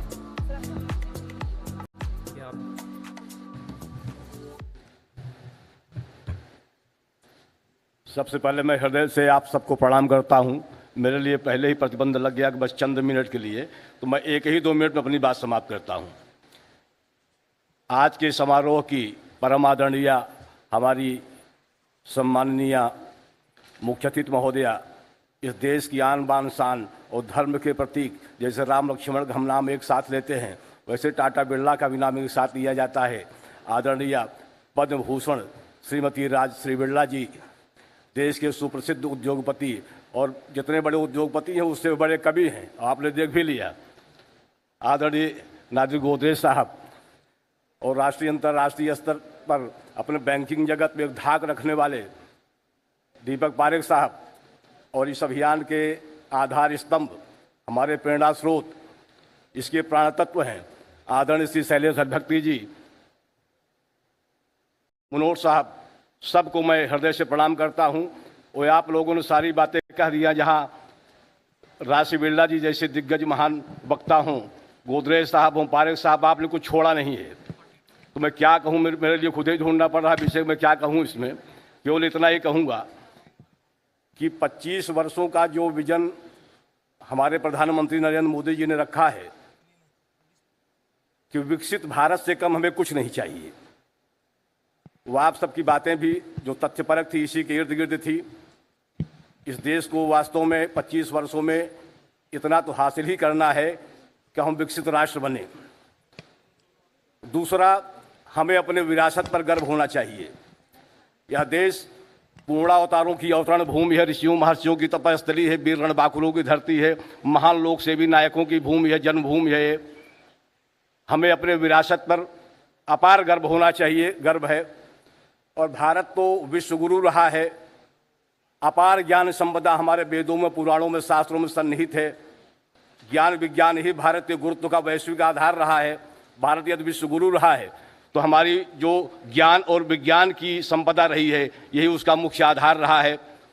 और एक बार फिर मैं देख रहा हूं कि भारत उसी ज्ञान विज्ञान के आधार पर पूरे साहस के साथ, पूरे आत्मविश्वास के साथ, और अतीत का जो गौरवशाली हमारा अपना एक सम्मानजनक आचरण रहा है उसको अपनाते हुए आगे बढ़ रहा है। और संसार में सबसे बड़ी चीज़ चरित्र की होती है। भारत में चरित्र की पूजा होती रही है। यहाँ राम का चरित्र, कृष्ण का चरित्र पूजा गया है। और भारत विश्व मंच पर सदैव से, सदियों से, कोई 10, 20, 50 वर्षों की बात नहीं है, एक बहुत बड़ी भूमिका निभाता आया विश्व कल्याण में। हम तो वसुधैव कुटुंबकम के उपासक हैं, साधक हैं, पोषक हैं। और मेरी हार्दिक कामना है आप सबके साथ होते हुए कि भारत एक बार विश्व गुरु की भूमिका में पुनः स्थापित होकर के इस भारत को और गगनचुंबी ऊंचाइयों पर ले जाए, यही आपकी कामना है। और मैं आप सबका हृदय से आभार करता हूं कि इस कार्यक्रम में पधार करके देवी स्वरूपा आदरणीय राजश्री बिरला जी, मैं आपका हृदय से आभारी हूं। मैं तो आपको थोड़े 1 घंटा आपने मुझे समय दिया, बातचीत करके मैंने देखा कि वाकई आप साक्षात देवी हैं। और इस कार्यक्रम में पधार करके आपने वाकई बहुत बड़ा हम लोगों को आत्मिक संबल प्रदान किया है, इसके लिए हम हृदय से आपके आभारी हैं। गोदरेज साहब, पारेख साहब, शैलेश हरभक्ति जी, और देखिए हमारे ज्ञान मूर्ति बैठे हुए जीवन वाजपेयी साहब, आप भारत सरकार के सेबी और LIC के चेयरमैन रहे हैं। आप जैसे विद्वान के सामने मैं क्या बोल सकता हूँ, समय भी कम है और ज़्यादा धृष्टता होगी। मैं सबको हृदय से प्रणाम करते हुए यहाँ उपस्थित सारे देवियों और सज्जनों को आपके प्रति आभार व्यक्त करता हूँ, धन्यवाद देता हूँ। पूरा अभी आलोक ने कुछ बताया है, कुछ नई चीज़ें आपके सामने आएंगी। और दूसरा एक मैं और आपसे ये प्रार्थना स्वरूप में कहना चाहूँगा कि शैलेश हरभक्ति जी की प्रेरणा में एक प्रधानमंत्री नरेंद्र मोदी जी के मन की बात जो अभी तक उन्होंने किया है, उसी पर आधारित एक समीक्षा ग्रंथ प्रकाशित हो रहा है। और देश के विविध क्षेत्रों को जो शीर्षस्थ लोग हैं, आप जैसे लोग, सबके उसमें आले के साथ आलोचनाएं समालोचनाएं भी आ रही हैं। बहुत जल्दी राष्ट्रपति भवन में उसका लोकार्पण का समय सुनिश्चित हो जाएगा, फिर उस समय भी आपका आशीर्वाद सबको लेंगे। और पुनः ESG पर जो कुछ भी होगा आपका आशीर्वाद लेते रहेंगे, और आपका आशीर्वाद हमारे लिए बड़ा महत्वपूर्ण है। पुनः आप सबको प्रणाम करते हुए मैं अपने शब्दों को समाप्त करता हूँ।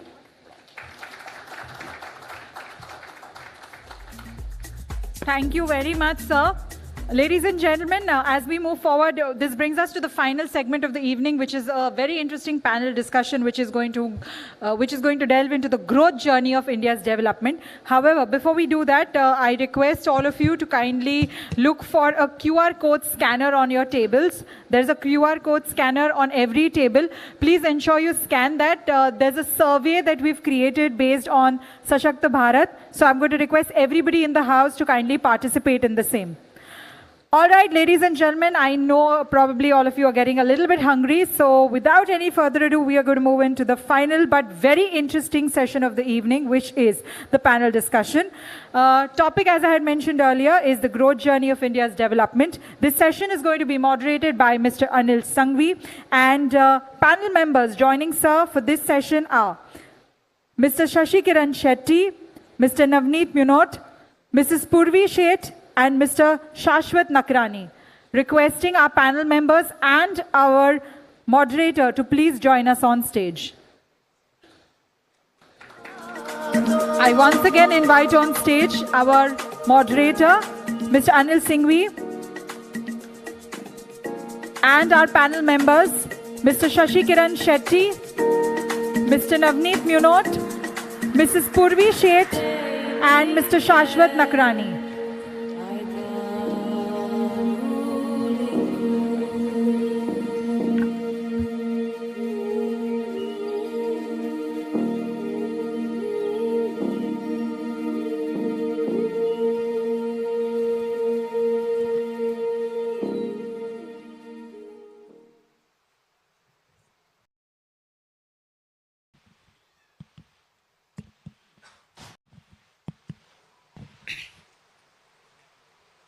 आज़ादी के 75 साल अमृत महोत्सव पूरा देश धूमधाम से मना रहा है।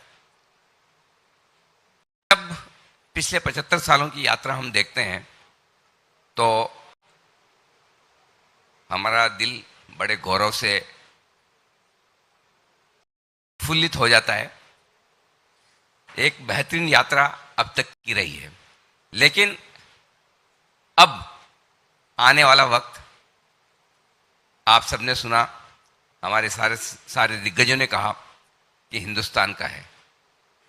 इस वक्त इंडिया एट 75 पर हम आगे की बात करने जा रहे हैं, इंडिया एट 100, यानी अगले 25 सालों में क्या देश एक सुदृढ़, सशक्त और स्वर्णिम भारत बना सकता है।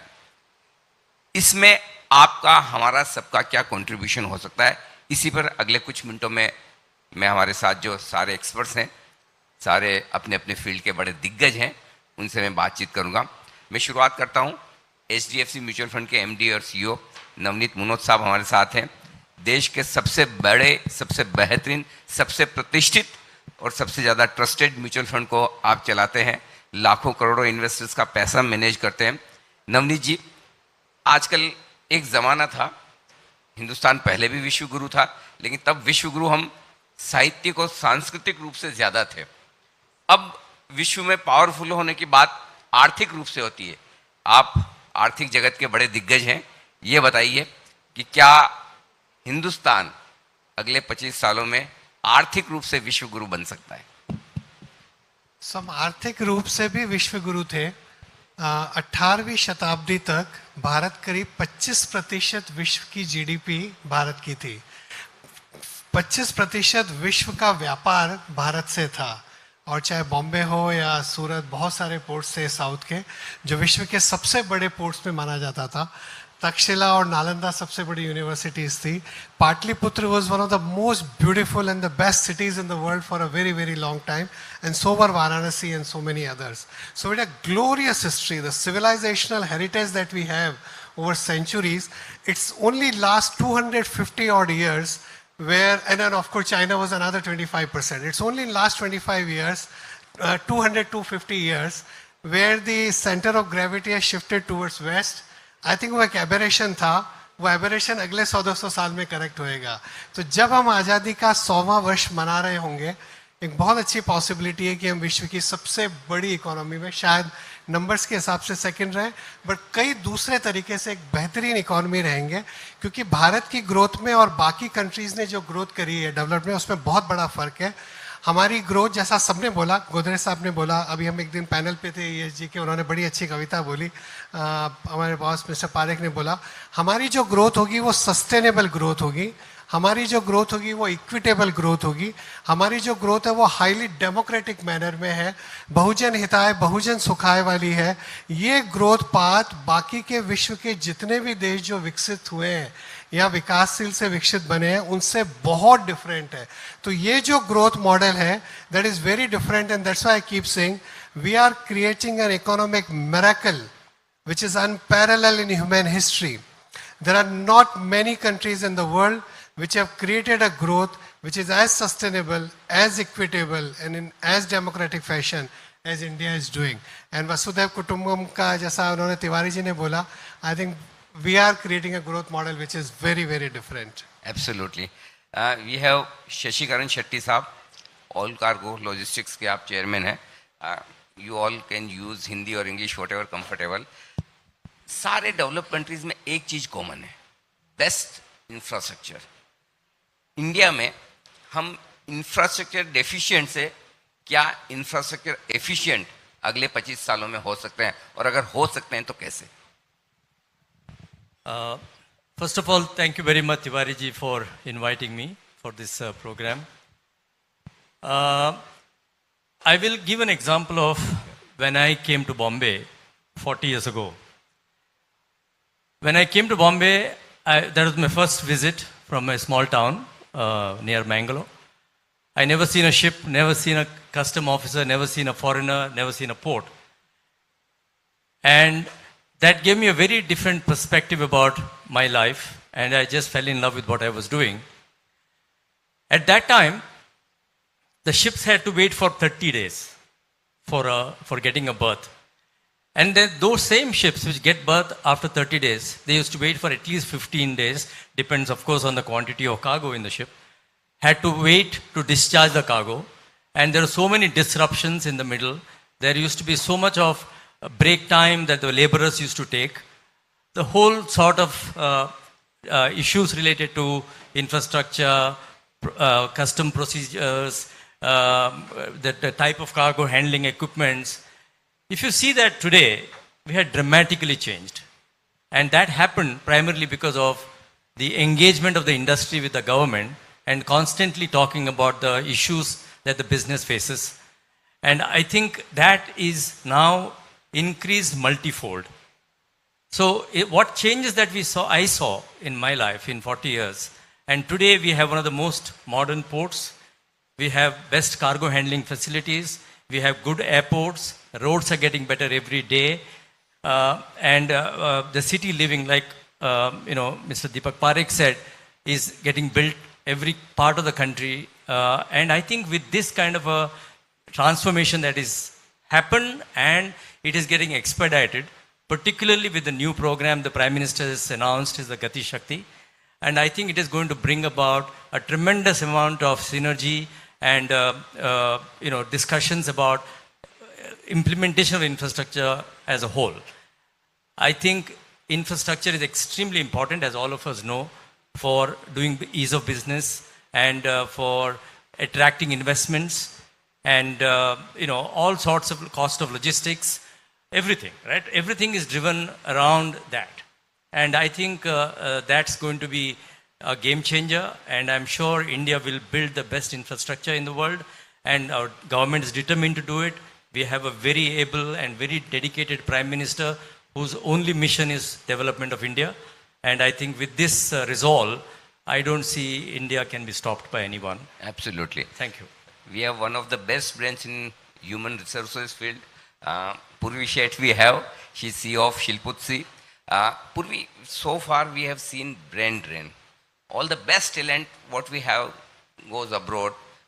कोई वर्ल्ड में ऐसी Fortune 500 कंपनी शायद ही होगी जहाँ हिंदुस्तान की ब्रेन ना हो, राइट? नेक्स्ट 25 years में can we preserve our best brains in India itself, and क्या ऐसा भी समय आएगा कि बाहर से ब्रेन ड्रेन होकर हिंदुस्तान में आएंगे लोग? Is that possible?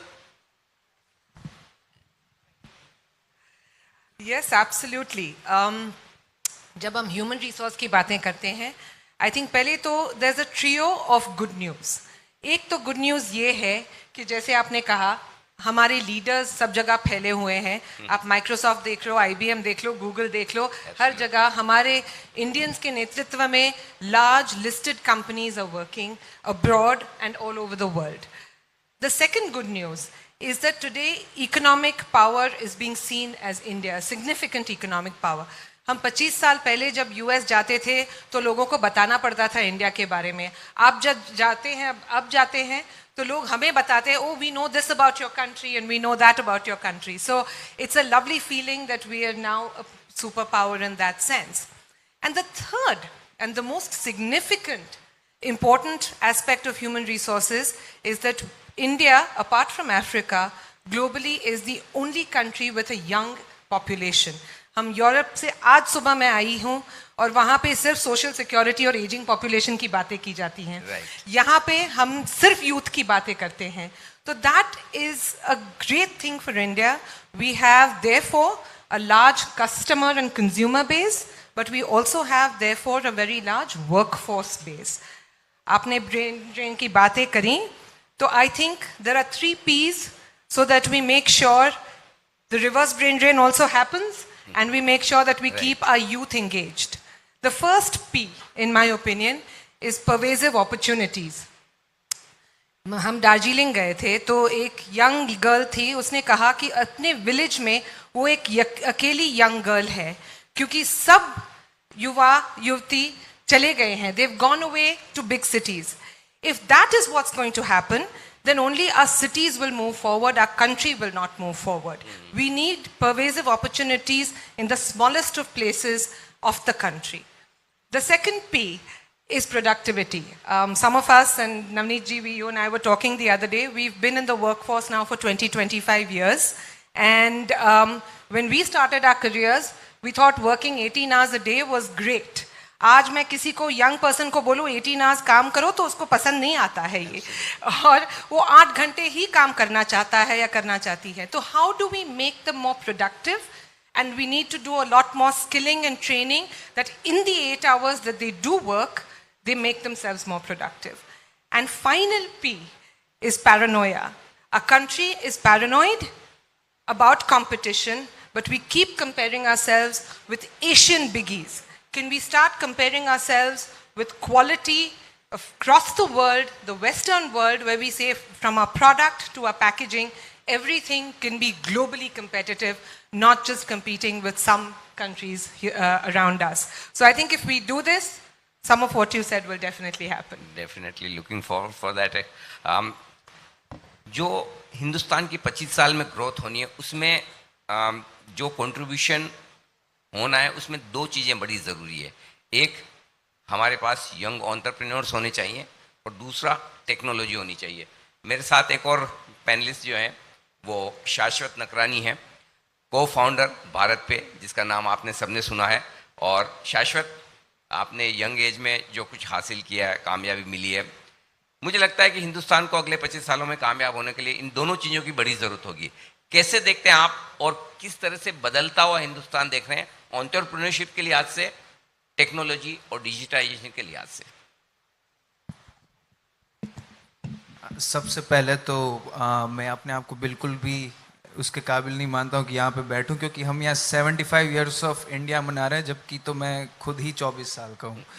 तो जो भी वेटरन्स यहाँ पे बैठे हैं, इंडस्ट्री लीडर्स यहाँ पे बैठे हैं, जो बिल्डर्स ऑफ द नेशन है, कि जिन्होंने जब कंट्री जीरो पे था तब से यहाँ तक ले गए, जो प्लेटफॉर्म प्रोवाइड किया यूथ को, तो पहले तो वो प्लेटफॉर्म अगर नहीं होता तो आगे का जो भी फ्यूचर प्रोस्पेक्ट है वही नहीं हो पाता, और जो भी टेक्नोलॉजिकल रिवॉल्यूशन अभी चल रहा है वो भी पॉसिबल नहीं हो पाता। तो उसके लिए the veterans and the business leaders are we are the young generation is very grateful to them। जो आज की डेट पे फाइनेंशियल इंक्लूजन की बात है, so I represent the new age companies, the young generation who is increasingly having higher and higher risk appetite to start businesses. I myself started in my college, third year of my college, 4 years back. And we've been our vision and mission has been taken to great heights right now। So जो financial inclusion कुछ events Bharat में पिछले 2-3 साल में हुए, जिसकी वजह से we are right now at a very golden age of financial inclusion and revolution in the country. One being the demonetization, which is again was in government intervention, which forced the entire country at this scale to use QR code, to use digital payments, and can be written as an inflection point in terms of what we are experiencing right now and what was there before. The other being the COVID lockdowns, where people again were pushed towards using digital payments more and more and contactless methods. We have innovated at a scale. We have innovated to products which are very local to India, which how our problems and our solutions is how we've innovated in this country. Then there are telecom sector intervention, right? Geo SIM cards and internet penetration towards villages in tier 3 and 4 cities of India has again contributed a lot to the financial advance. So what I'm talking about is we have provided an example as a country to the world how at scale 1.3 billion people can also dream of financial inclusion. Right. And the government intervention has been paramount in that. Right. So the example to be set in the world is that, you know, everybody will contribute, but the government intervention and the government initiatives are very key to this. So one being the UPI launch of that, and the other being the Jan Dhan account opening, right? Sure. So we opened hundreds of crores of accounts because of the government intervention. Right. That is really proven. And I truly believe that in the next 5 to 10 years, India will provide technological startups for the global ecosystem, not just for this country, but it will become the SaaS hub for the global. Sure. Shashwat, I will ask one rapid question to all 4 of you because I was told that time is less, and वो तो एक कारण है ही है, but जब audience में इतने experience और सारे बड़े दिग्गज बैठे हों तो हमारे लिए ज़्यादा बोलना भी ठीक नहीं है। सिर्फ एक बात जो मैं आप चारों से पूछना चाहता हूँ कि ऐसी क्या एक बात है जो आप हिंदुस्तान के लिए बदलना चाहते हैं अगले 25 सालों के लिए, जिससे कि हिंदुस्तान दुनिया में नंबर 1 बन पाए? एक कोई बात जो आपको लगता हो कि बदलनी चाहिए। नवनीत जी, आप शुरुआत कीजिए। मुझे लगता है हम जो कर रहे हैं वही करना चाहिए। I think India has got democracy, demographics, demand, digitalization that he talked about, and now the 5th thing which is there is a determination that yes, we can make it, we can become very big.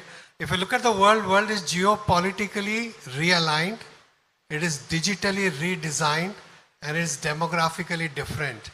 And the more you look at the world, the more you turn positive on India. I think we should have this determination and not get swayed by anything else that's happening in the world. Determination is the thing. Purvi, what do you think? 50% of our population contributes to 17% of our GDP. That is not correct. I think the role of women in the future and in the next 25 years is going to determine how competitive globally and how successful we get India at 100. Absolutely. Shashi sir. I think with the kind of population that we have, job creation and skilling of the workforce, I think is one of the core for the India's future prosperity. Thank you. Sashakt. So there's one concept of ESOPs in startups where employees own shares of the company. So earlier it was like employees are employees and owners are owners, but the concept that it's owned by employees, operated by employees. So the feeling of sharing the ownership of the company, it should expand there. Of course. So the best advantage of working in a television is if you give me 5 minutes, I can finish the show in 5 minutes. If you give me 15 minutes or 5 hours, I can carry on. So we finish the discussion right here because we are running short of time. Thank you so much. Thank you so much, everyone. Thanks.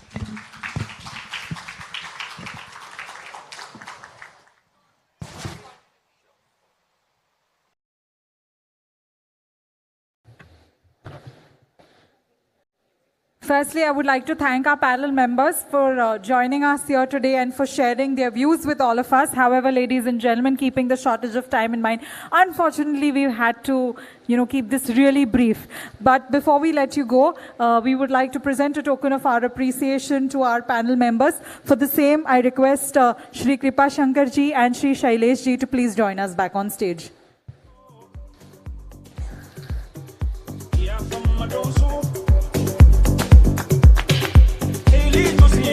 Requesting Shri Kripa Shankar Tiwari ji and Shri Shailesh Hari Bhakti ji to present a token of our appreciation, our gratitude to all our panel members.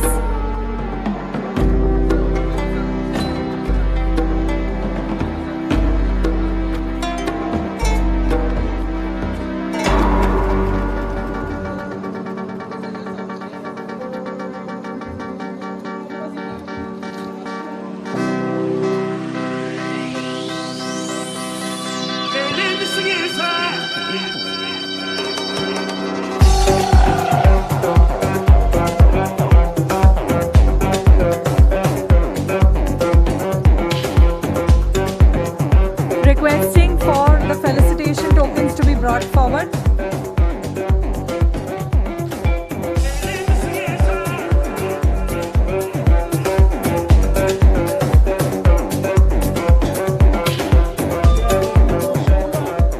Requesting our panel members to just bear with us for a minute.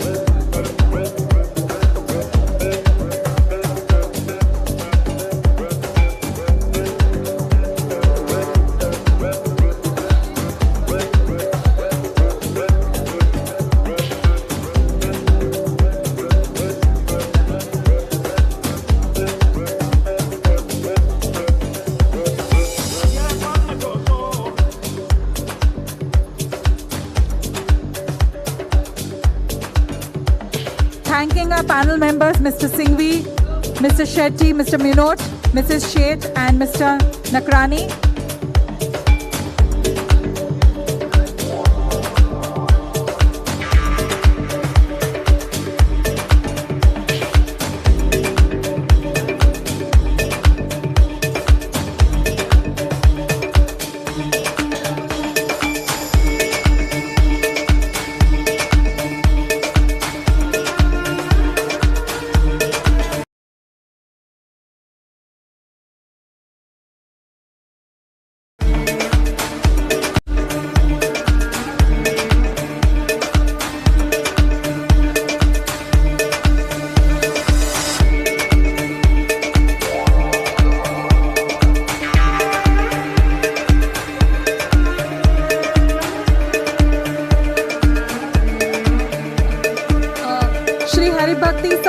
and Shri Kripa Shankar sir.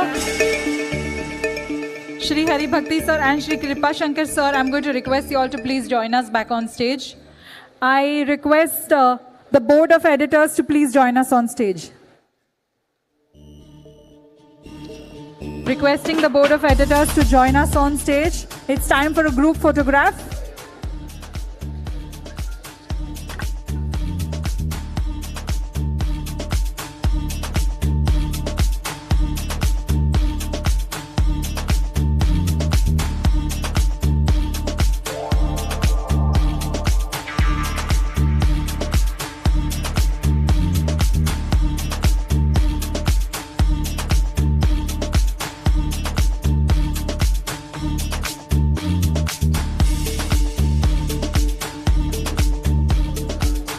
Check. हमारे सभी board of editors से निवेदन है, please आगे आ जाएं।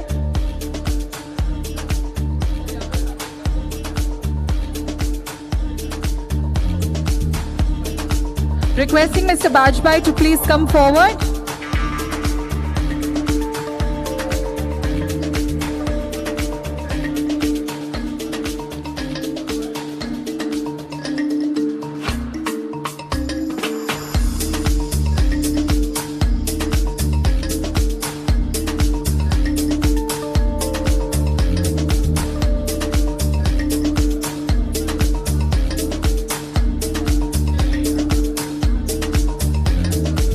I'm going to call out our board of editors to please come forward. It's time for a group photograph. Shri J.N. Bajpai, Shri Pradeep Shah, Shri Navneet Minot ji, Shri Abhay Tiwari ji, Shrimati Purvi Sheth ji, Shri Ravi Doshi ji, Shri Sharad Mathur ji, Shri Akshat Saxena ji. Requesting you all to please come forward. It's time for a group picture.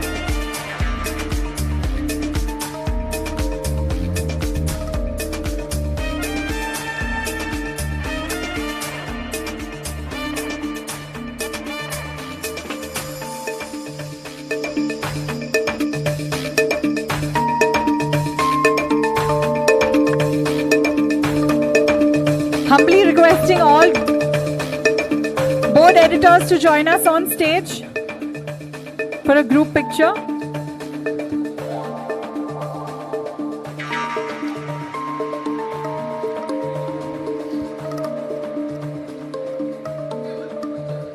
All members of the board of editors, please join us on stage.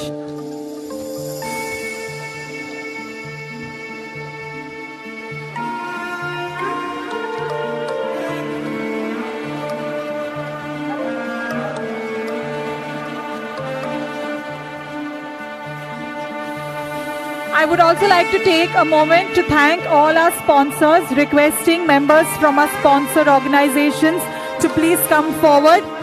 I request our gold sponsor, IRB Infrastructure Developers, to please come forward. Silver sponsor, Godrej. Universal Sompo General Insurance.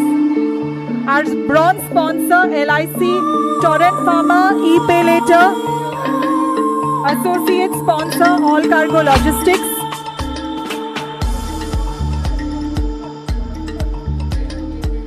Ladies and gentlemen, requesting members of our sponsors team to please come on stage. Deepak, Bharat Pay, Sanfran Group, Bright Outdoor Media, and Brokers Forum.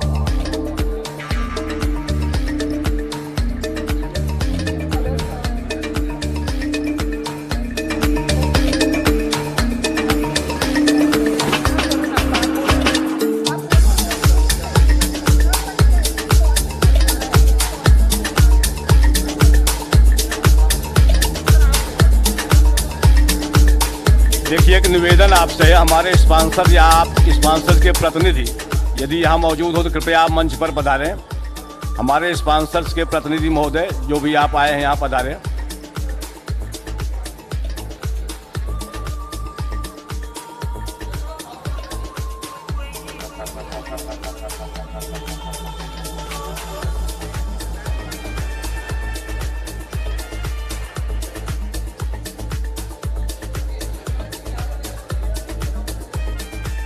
Sir, coffee table book आपके हाथों में है. Requesting you all to kindly open the same.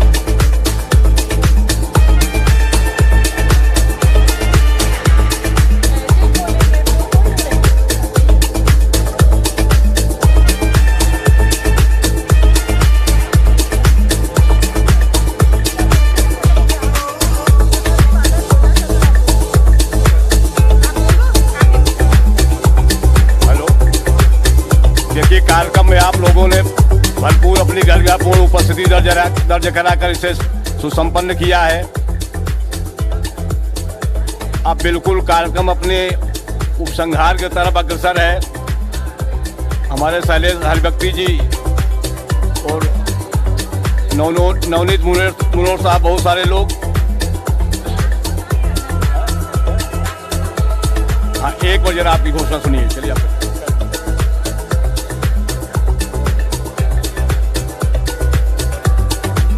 Check. Ladies and gentlemen, all those in the ballroom, just requesting 2 minutes of your time. We are going to be concluding today's proceedings with the national anthem. Ladies and gentlemen, I repeat, we're going to be concluding today's proceedings with the national anthem. Therefore, I request all of you all to kindly remain in the ballroom itself. It's time for the national anthem. Those seated, requesting all of you to rise. गणमन अधिनायक जय हे भारत भाग्य विधाता पंजाब सिंध गुजरात मराठा द्राविड उत्कल बंगा विंध्य हिमाचल यमुना गंगा उच्चल जलधि तरंगा तव शुभ नामे जागे तव शुभ आशीष मांगे गाहे तव जय गाथा जन गण मंगल दायक जय हे भारत भाग्य विधाता जय हे जय हे जय हे जय जय जय जय हे। Thank you very much, ladies and gentlemen. It's been wonderful hosting for all of you. Thanking all our sponsors, without whose support an event of this sort is not possible. आप सबने अपना आशीर्वाद दिया इस कार्यक्रम में पधार कर, सबका हृदय से धन्यवाद, आभार व्यक्त करते हैं। और निवेदन आपसे कि आपके लिए डिनर का आयोजन है, कृपया उसकी भी सेवा स्वीकार करें, डिनर लें। आपका एक बार पुनः बहुत बहुत धन्यवाद, आभार।